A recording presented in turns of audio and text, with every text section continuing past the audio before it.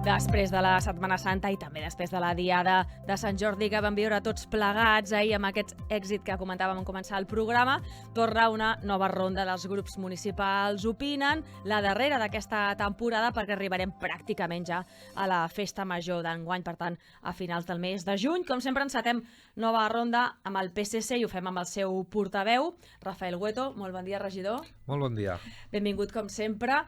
Si li sembla, comencem parlant del pressupost i de les negociacions que en les darreres setmanes estaven mantenint amb el Partit Popular. De fet, n'havíem parlat en aquest mateix programa amb el seu portaveu, amb Juan José Giner, i ens comentava doncs, això que s'estaven reunint pel tema del pressupost, però fa uns dies emetien un comunicat des d'aquest partit dient que s'havien trencat aquestes negociacions amb l'equip de govern. Per tant, la primera pregunta és lògica, regidor, no s'han acabat de posar d'acord en segons quins temes, els repassarem, i ara de moment no estan parlant amb cap altre partit.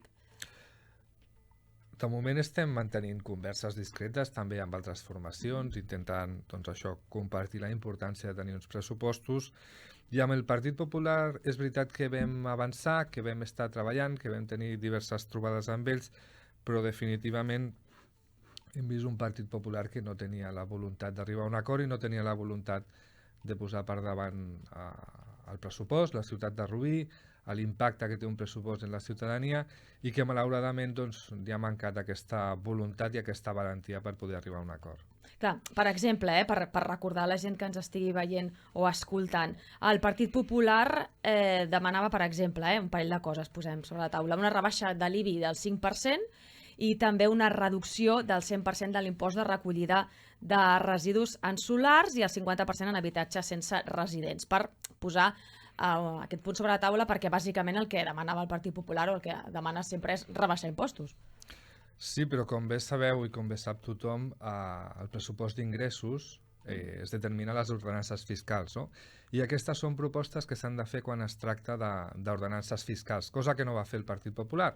No va tenir la voluntat de negociar el pressupost d'ingressos i ho planteja en el pressupost de despesa, no? Que és del que estàvem parlant. Per tant, aquest és un element que és molt evident que en un moment inicial no va plantejar, que ho va posar en reunions posteriors, i quan un s'enfronta a una negociació de qualsevol cosa, doncs en la primera reunió fixa el seu marc per poder arribar a acords, i el que, en tot cas, la negociació et porta a fer renúncies, però no a posar més temes sobre la taula en reunions posteriors.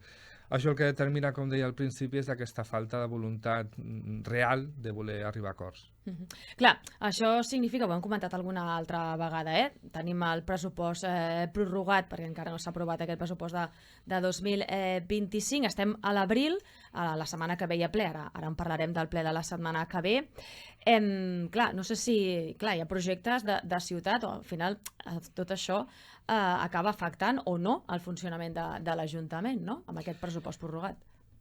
El pressupost prorrogat el que fa és augmentar la càrrega de gestió, no?, que té l'Ajuntament per haver d'afrontar aquells projectes, aquells temes que estan sobre la taula.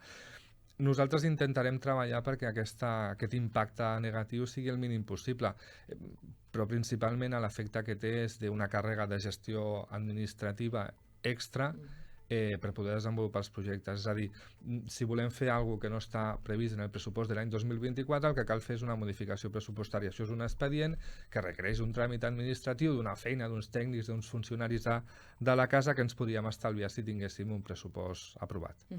Parlant de modificacions pressupostàries, que normalment entren als plens municipals, que és on s'aproven aquestes modificacions, anem al ple de la pròxima setmana, el ple corresponent al mes d'abril, i una de les qüestions importants que debatran i votaran els 25 regidors i regidores és aquest pla d'emergències per inundacions. Ja n'hem parlat també en aquest programa en alguna ocasió. Hi ha partits, ja sabem, per exemple, com la UP, que presentaran al·legacions, per exemple.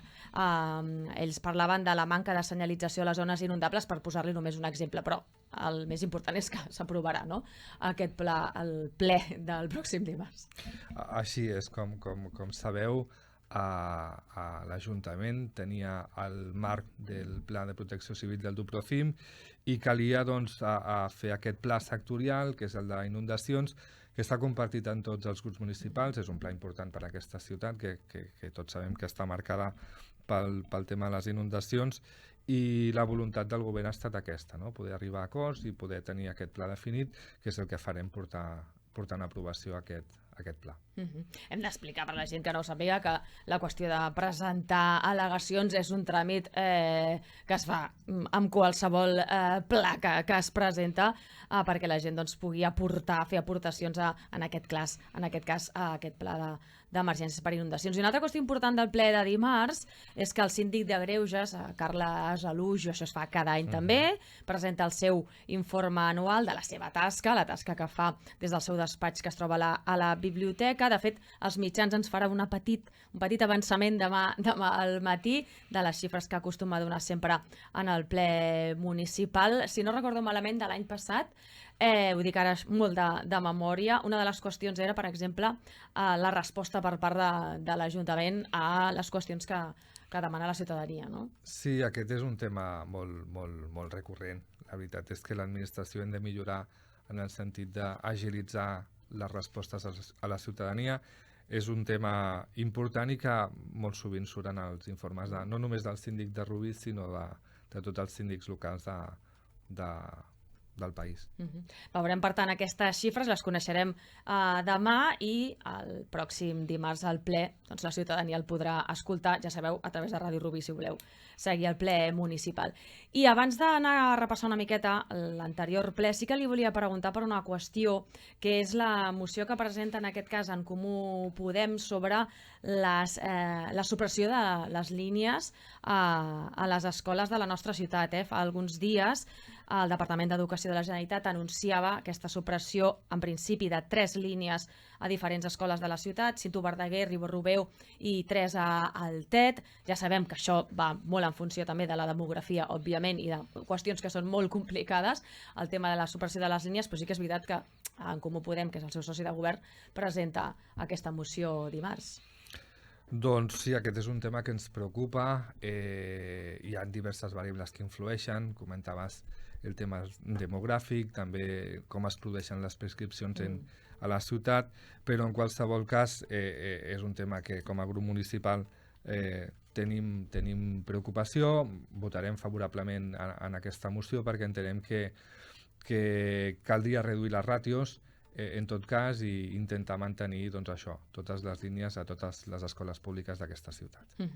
I ara sí, anem a repassar una miqueta, perquè hi ha un parell de qüestions importants i que, a més, afecten, entre cometes, a les seves responsabilitats. Estic parlant, per exemple, de la recuperació de la Superson, d'aquesta antiga fàbrica que l'Ajuntament va comprar.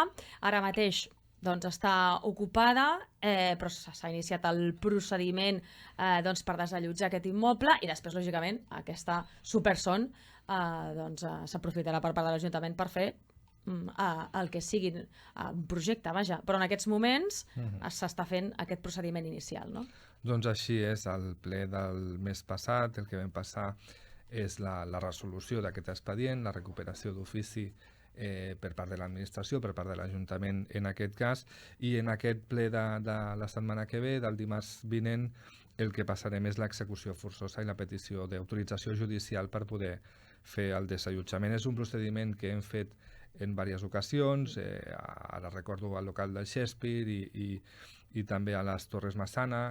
En qualsevol cas, aquest espai es recuperarà, i el que hem de fer i estem treballant és per poder presentar un projecte que pugui desenvolupar-se en aquest espai que crec que toca. Home, és un espai molt gran, allà s'hi poden fer moltíssimes coses. Parlant d'espais grans, anem també a l'antiga fàbrica de cremalleres, perquè ho hem explicat a Ràdio Rubí. La Comissió Territorial d'Urbanisme de l'Arc Metropolità de Barcelona ja ha aprovat també. Ja sabeu que tot això són procediments molt llargs, com sempre comentem amb el regidor, i el que ha fet és aprovar el Pla de Millora Urbana, que clar, això també permetrà transformar molt, no només el que és l'antiga fàbrica, sinó pràcticament el barri sencer, perquè ja s'han projectat pisos, però un parc urbà també, per exemple. Per tant, hi haurà un canvi en aquella zona bastant considerable. Així és. Pensem que no només tindrà impacte, com bé dius, en el que és l'espai en concret, sinó que canviarà les dinàmiques del barri del 25 de setembre i del Progrés. És una actuació que d'alguna manera, a banda de la construcció d'habitatges, el que genera és un espai obert, una plaça pública de 6.000 metres quadrats, tocant al carrer, a l'avinguda Edison, que d'alguna manera esponjarà una de les zones més denses de la nostra ciutat, no? És una actuació important i el que volem és que es desenvolupi el més aviat possible.